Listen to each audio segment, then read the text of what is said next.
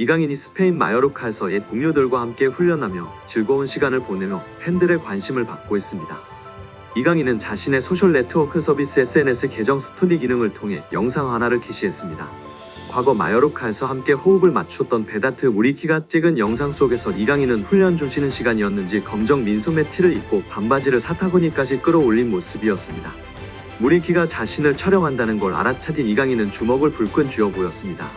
옆에서 웨이트 트레이닝 중이던 또 다른 동료도 아닌 로드리게스는 촬영 중인 무리키를 향해 손가락 욕을 날렸습니다. 세 사람이 마요르카 시절 얼마나 친했는지 알 수 있는 대목입니다. 10살이던 2012년 스페인 명문 발렌시아로 건너간 이강인은 발렌시아 연령별 유스팀을 거치면서 세계적인 유망주들과의 경쟁에서 승리하며 발렌시아에서도 손꼽히는 재능으로 평가받았습니다. 입단 후 꾸준히 폭발적인 성장세를 보였고 2017년 발렌시아 메스타 소속으로 프로 데뷔에 성공했습니다. 2019년도 시즌에는 팀 내 최고 유망주 대우를 받으며 활약했습니다. 시즌 초 헤타페를 상대로 데뷔골을 터뜨린 이강인은 주로 후반 교체 자원으로 활용됐지만 선발 기회도 꾸준히 얻어 총 24경기에 출전했습니다. 2020년도 시즌에는 준주전 선수로 도약했습니다. 리그 24경기 중 16경기를 선발로 출전했습니다. 코파델 레이까지 총 27경기에 출전해 1골 4도움이라는 준수한 성적을 냈습니다. 하지만 시즌 후반기에는 벤치를 지키는 경우가 많아졌고 구단 재정이 악화된 발렌시아가 많은 팀들의 관심을 받기 시작한 이강인을 판매하는 쪽으로 입장을 바꾸면서 이 시즌을 끝으로 발렌시아와 작별했습니다. 이때 이강인을 받아준 팀이 바로 마요르카였습니다. 첫 시즌이었던 2022년도 시즌에는 동갑내기 절친이자 일본 유망주 구보 다키우사와 치열한 경쟁을 펼쳤으나 점차 주전 경쟁에서 밀려 출전 기회를 잡지 못했습니다. 시즌 후반기 이강인에게는 은사라고 할 수 있는 하비에르 아기레 전 마요르카 감독이 새롭게 부임하면서 입지가 달라졌습니다. 조금씩 출전 기회를 늘려간 이강인은 2022년도 시즌 아기레 감독의 중용을 받고 팀 내 최고 에이스로 활약했습니다. 날카롭고 정확한 패스, 화려한 드리블 능력을 앞세운 이강인은 6골 6도움, 두 자릿수 공격 포인트를 올리며 커리어 하이를 달성했습니다. 공격진에서 단인 로드리게스, 베다트 무리키와 함께 훌륭한 호흡을 보여줬습니다. 세 선수가 지금까지 절친하게 지낼 수 있는 배경입니다. PSG에 이적해서도 이강인의 마요르카를 향한 애정은 여전했는데요. 이강인은 지난해 11월 마요르카에 방문해 마요르카와 카디스의 라리가 경기를 관람한 것으로 알려졌습니다. 시즌이 끝난 후에는 마요르카의 집도 구매하고 몸 만들기에 나설 예정인 것으로 알려졌습니다. 이후 PSG로 복귀해 다가오는 시즌 주전 경쟁에 돌입합니다. PSG는 2024년도 시즌 레알 마드리드로 떠난 킬리안 음바페의 공백을 메워야 하는 과제를 떠안았습니다. 이강인은 PSG의 주전을 넘어 PSG에서 에이스를 꿈꾸고 있습니다. 여기에 이강인과의 주전 경쟁에서 완전히 패배한 레알 마드리드 출신 마르코 아센시오가 이적을 도모할 예정입니다. 프랑스의 스포르트 프랑스는 파리 생제르맹은 다가오는 여름 아센시오의 이적을 고려할 수 있을 정도로 그의 역할에 실망했다라고 보도했습니다. 스포르트 프랑스는 2026년에 계약이 종료되는 아센시오의 이적료는 2,500만 유로로 예상된다. 아틀레티코 마드리드가 그를 주목할 것이며 이미 그의 에이전트인 호르헤 멘데스와 접촉이 시작됐다라며 아센시오의 이적 가능성을 전했습니다.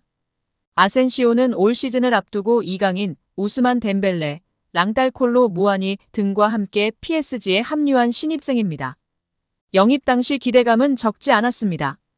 이미 레알 마드리드에서 확실한 킥 능력을 바탕으로 공격 라인 전 지역을 소화하는 기량을 입증했습니다. 다만 레알에서의 경쟁에서 뒤처졌고 부상 등의 문제로 결장하는 기간도 발목을 잡으며 PSG로 이적했습니다. 이강인과의 경쟁도 예상됐는데요. 리오넬 메시 이적 이후로 왼발잡이 윙어와 공격형 미드필더 포지션의 보강을 노렸던 PSG이기에 이강인과 아센시오가 비슷한 포지션에서 활약하며 주전 자리를 두고 다툴 것으로 많은 프랑스 언론이 전망했으며 아센시오의 우위를 점치는 의견도 적지 않았습니다. 하지만 시즌이 시작되고 아센시오는 부상과 선발 제외 등으로 어려운 시간을 보냈지만 이강인은 아시안게임, 아시안컵 등 한국 대표팀 일정으로 빠지는 기간을 제외하고는 꾸준히 선발로 이름을 올리며 루이스 엔리케 감독의 애제자로 성장했습니다. 올 시즌 리그에서도 아센시오가 14경기 791분 출전에 그친 반면 이강인은 17경기 1132분으로 더 많은 출전 시간을 소화했습니다. 출전 시간 대비 경기 평점도 아센시오보다 이강인 더 높은 상황입니다. 결국 PSG에서 제대로 역할을 부여받지 못하고 최근 경기들에서도 교체로 출전한 비중이 높은 아센시오는 PSG 이적 이후 한 시즌 만에 다시 팀의 방출 대상으로 고려되고 있는 것으로 보입니다. 일부 스페인 언론에서는 아센시오는 레알 마드리드를 떠난 결정을 후회하기 시작했으며 복귀를 원한다. 그는 레알을 떠난 것을 실수라고 믿고 있다라며 레알 복귀까지 고민하고 있다고 밝혔습니다. 이강인과의 경쟁에서 밀린 아센시오가 한 시즌 만에 이적을 준비하고 있습니다.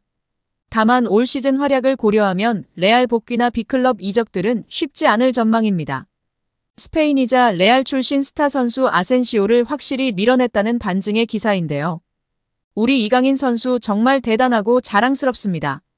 이강인이 유럽리그 랭킹 1위 잉글랜드 무대의 톱클래스 강팀 핵심 선수와 견줄만 하다는 분석이 나오며 화제입니다. 프랑스 리그앙 파리 생제르맹은 2023년 8월 마요르카에 2,200만 유로 약 328억 원을 주고 이강인을 데려와 2027년도 시즌까지 연봉 727만 유로 약 108억 원 및 5년 총액 3,635만 유로 541억 원 계약을 맺었습니다. 2,200만 유로는 마요르카 구단 역대 2위 및 한국인 역사상 세 번째로 많은 이적료입니다. 이강인은 PSG 소속으로 2023년도 시즌 리그앙 23경기 3득점 4도움, 출전 평균 64분을 뛰면서 90분당 공격 포인트 0.43으로 활약했습니다. PSG는 유럽클럽 전체 랭킹 6위, 프랑스는 유럽리그 랭킹 5위인데요.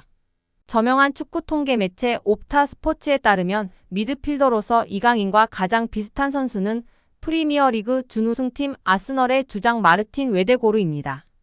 70개 국가 및 30종목을 대상으로 하는 글로벌 통계회사 옵타 스포츠가 최근 365일 유럽 5대 리그 및 챔피언스 리그, 유로파리그 자료를 토대로 선정한 비교 대상을 발표하며 팬들의 관심을 받고 있습니다. 아스널은 2023년도 잉글랜드 프리미어리그 준우승을 차지했는데요. 잉글랜드, 이탈리아, 스페인, 독일, 프랑스는 유럽리그 랭킹 빅5입니다. 챔피언스리그는 유럽축구연맹 1등급, 유로파리그는 2등급 클럽 대항전입니다. 이강인은 개인 능력으로 상대쪽 경기장 파이널 서드에 진입한 횟수와 공간 침투로 PSG 동료 전진 패스를 받아낸 빈도 둘 다 유럽 메이저 대회 미드필더 상위 1%에 해당했습니다.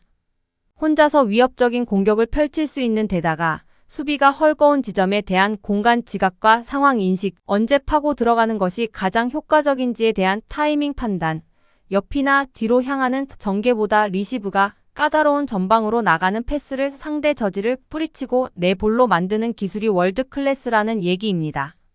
따라서 이강인이 페널티 박스에서 단독으로 들어간 횟수가 최근 365일 유럽 5대 리그 및 챔피언스 리그 유로파리그 미드필더 상위 2%라는 어마어마한 결과가 나왔습니다. 파이널 서드 태클 합계 또한 상위 2% 안에 든다는 데이터는 상대 진영부터 적극적으로 수비하려는 마음가짐 부족이 이강인 단점이라는 지적은 이제 현실과 맞지 않다는 것을 알게 해줍니다.